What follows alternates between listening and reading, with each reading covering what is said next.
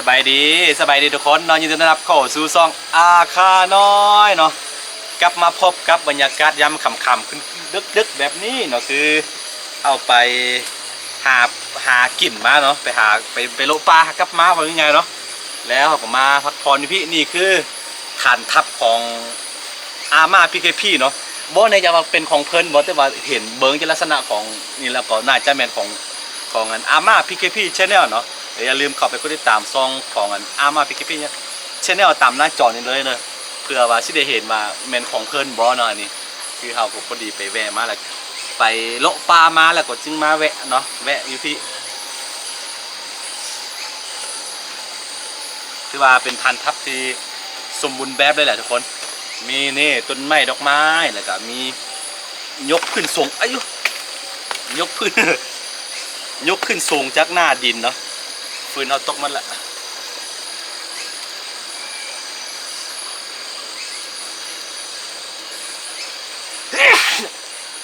ตอนนี้รู้สึกหิวแห้งอ่ะนะเขาซีเฮ็ดกินเนาะซีเผาปูเผาปลายังกินนิดนึงจากนั้นเราจึงพักผ่อน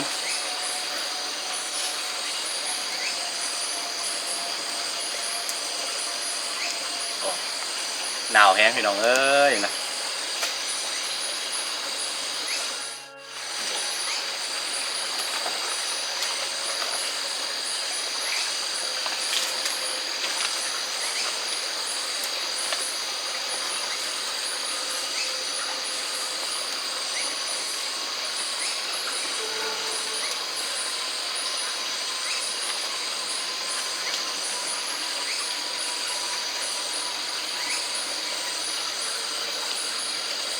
คือมื้อนี้เนาะพอดีเรามีโอกาสเนาะมีโอกาสก็เรียกว่าเราสิมาพิสูจน์เนาะสิมาพิสูจน์เรื่องราวในตำนานเนาะหรือว่าเรื่องที่ความเชื่อของบรรพบุรุษของอาคาที่เชื่อกันว่าคือก่อนอื่นต้องขออนุญาตเจ้าถิ่นเจ้าทานแล้วก็บ่แม่นว่าเฮามาลบลู่แต่ยังได้เนาะเอาเชื่อว่าในภูในป่าแบบนี้มันมีอาถรรพ์มันมีเจ้าถิ่นเจ้าทานอยู่แล้วนะแต่ว่าเพื่อก็บ่ได้เป็นการลบลู่แต่ยังใดแต่ว่าเพื่อความอยากรู้อันนั้นเนาะเพื่อให้มันรู้ไปว่ามันเป็นความจริงบ่เนาะคือส่วนพออาคามีความเชื่อว่าอันนั้นเป็นควันเข้าตาเนาะ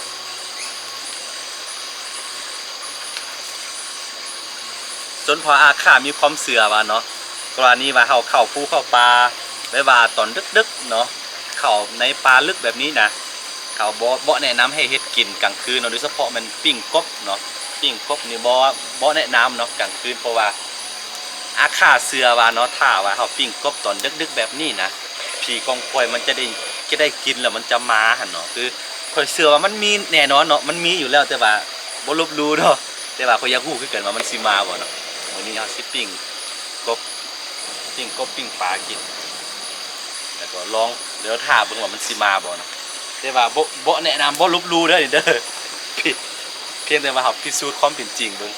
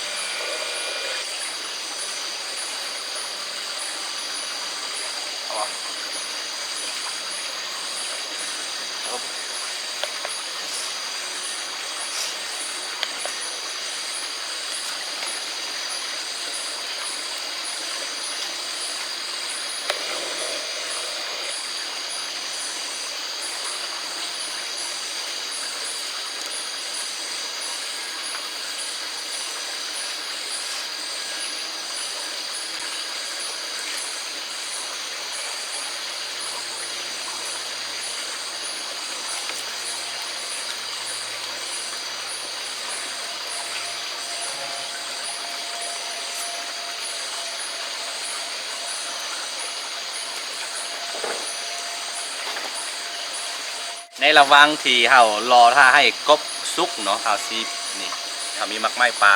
เห็นบ่เอาเก็บได้อยู่ตามทาง ที่ห้วยนี่เนาะมันมีน้ำไก่น้ำแล้วก็เห็นเฮ้ยล้นมาร์กนึงละเอาสิพาเบิ่งตัวนี้ถ้าพอได้จำได้เนาะปีก่อนเนาะเคยพาเจ้าบุญรอดไปเก็บอยู่ ครั้งหนึ่ง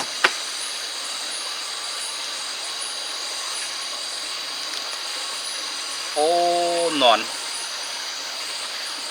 ตกหมดแล้วคือที่จริงมันคล้ายๆคือพวกมังคุดนะทุกคนตัวนี้เนาะนั่นก็ตระกูลเดียวกันแหละแก่นนายของมันนะคือมังคุดเลย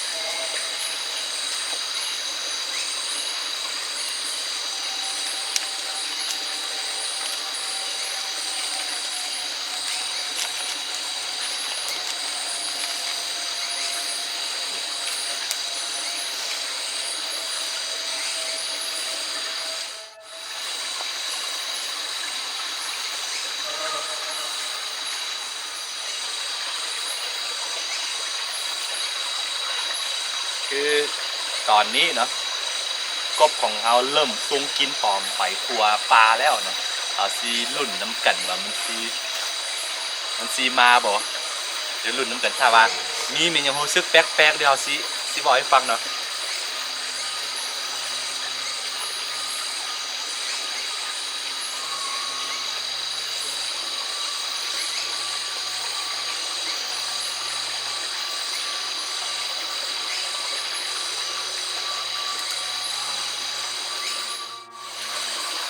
หรือไม่ได้หรอ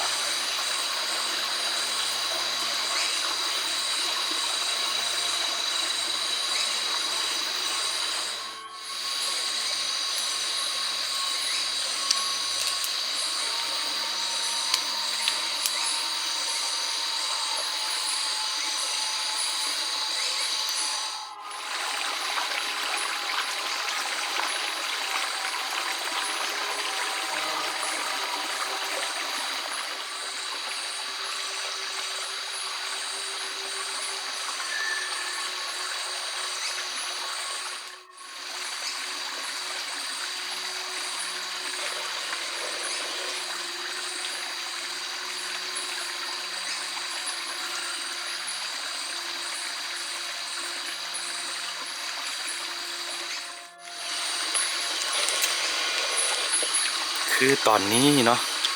กบของเราสุกแล้วเนาะกำลังหอมเลยเอาลุ่นน้ำกันว่ามันซิมีมันยังเกิดขึ้นบ่อันนี้เอาอยู่เทิงนี่หลานไส้กำลังกินแล้วก็นี่ตะกล้องเขากินปูอยู่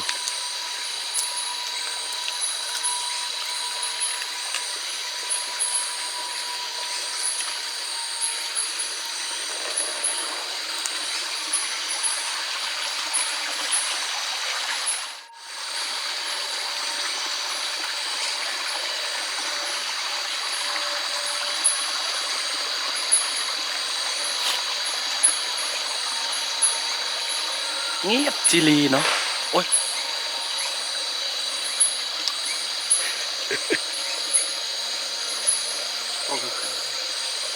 คือ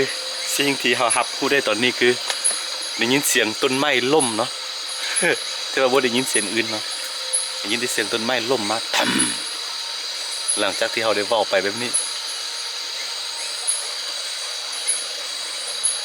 พายุใกล้ใส่น้ำเลยแบบนี้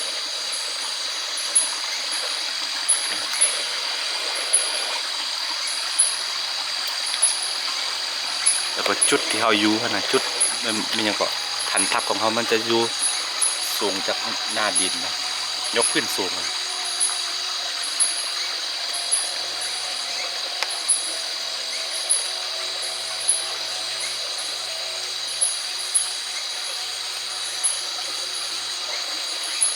ปกติดีเนาะเพราะมีเมียงเกิดขึ้น คือทุกคนเนาะหลังจากที่เราได้ทดลองพิสูจน์ไปเนาะประมาณเป็นชั่วโมงป่ายอะไรนี่แหละก็รู้สึกว่าบ่มีเมียงเกิดขึ้นเนาะแต่ว่าสิ่งที่เรารับรู้ได้ด้วยหนึ่งก็คือ หลังจากที่เราเบ้าคำแบบนั้นออกไปเนาะได้ยินเสียงกันต้นไม้ล่มลงอย่างที่บอกไปเนาะแต่ว่าคือการที่เรามาเฮ็ดแบบนี้นะครับบ่ได้เป็นกันมาลบลู่มาท่ามอย่างเด้อเพียงแต่ว่าเราพิสูจน์บางอย่างเนาะพิสูจน์ไว้ว่าความเชื่อของอันบรรพบุรุษของชนเผ่าอาคาที่เชื่อกันว่าเย็นนิดนึงที่เชื่อกันว่าถ้าว่าตอนดึกๆแบบนี้เนาะถ้าว่าปิ้งกบเนาะถ้าว่าได้อันกินของกบอ่ะนะผีกองกอยมันสิมาเนาะเขาว่าจังซี่นะแต่ว่าจริงๆก็บ่เห็นมีแม่หยังเนาะอันนี้ก็ป่าที่เฮาอยู่นี่เป็นป่าลึกๆเลยเด้อทุกคนเนาะค่อนข้างไกลจากบ้านประมาณ12 กิโลนี่แหละเนาะโอเคเข้ามาบ่มีหยังเกิดขึ้นก็สิกินเนาะก็คืออันนี้ก็เป็นไว้ว่าเตือนเด้อบ่แนะนำเนาะบ่แนะนำให้ไปเฮ็ดแบบนี้เนาะแต่ว่านี่ก็อย่างที่บอกไปเขาก็ได้ขอเจ้าถิ่นเจ้าทานแล้วก็ขออนุญาตบอกว่าถ้าบ่ได้เป็นกันมาท้าทายแม่หยังบ่ได้เป็นกันมาลบลู่แม่หยังแต่อย่างใดเนาะเพียงแต่ว่าเฮาบ่าได้ว่าพิสูจน์เนาะบางสิ่งบางอย่างอย่างที่บอกไปเนาะสิ่งที่คนเฒ่าคนแก่เขาเชื่อกันมาผิดๆนะโอเคคันว่าบ่มีหยังแล้วเอากินกินกินไป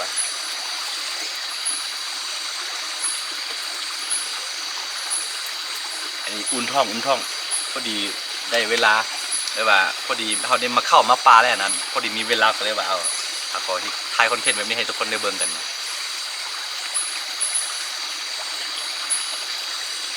ปัญหาก็คือไฟของเขาหมดเนาะหลายๆอันหมดเนาะเนื่องจากว่าเขาออกมาแต่ตอนเช้าแล้วก็ตอนนี้ประมาณ2 โมงกลางคืนเนี่ยตี 2นะทุกคนเนาะ2 โมงตอนเช้าเนาะบ่ได้ออกไปเท่าเมื่อกี้ฝนตกแล้วก็เขาก็มาหลบฝนอยู่นี่รู้สึกเย็นหลังได้นึง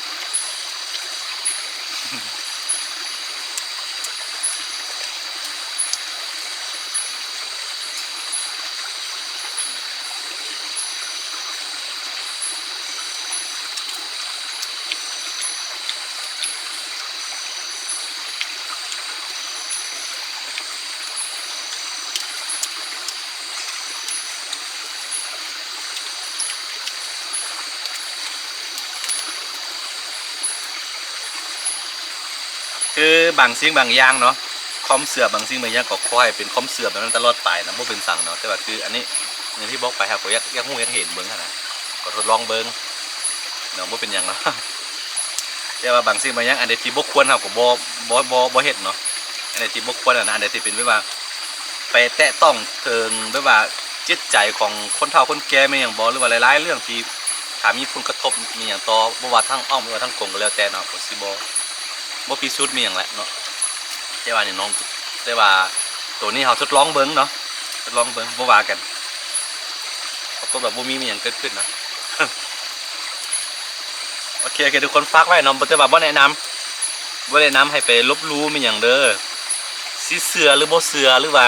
เจ้าสิถือศาสนามีหยังหรือว่าบ่ถือมีหยังก็แล้วแต่เนาะบ่แนะนำเนาะแบบว่าบ่ให้ไปลบลู่กันเนาะอันนี้เนาะความเชื่อเรื่องความเชื่อมันเป็นไม่ว่าความเชื่อของส่วนบุคคลนะผู้ใดที่เชื่อหรือว่าบ่เชื่อก็แล้วแต่เนาะอันนี้ก็ขึ้นกับตัวเองเนาะอันนี้เนาะบ่ว่ากันนะโอเคฝากไว้ทุกคนเนาะถ้าผู้ใดมักแบบว่าคลิปแบบนี้ก็อย่าลืมเนาะกดไลค์กดติดตามส่องอาคาน้อยไว้นะเวลาค่อยลงคลิปเราจะได้เห็นเนาะโอเคทุกคนเจอกันในคลิปหน้าทุกคนสบายดีเดี๋ยวตอนนี้คิดว่าสินอนอยู่พี่แต่ว่าน่าจะบ่ในแล้วบ่ทันแล้วแหละมันสิแจ้งแล้วเนาะเอาก็สิอยู่จนแจ้งเลยแล้วก็จึงเงินไปหาเนื้อกินต่อโอเค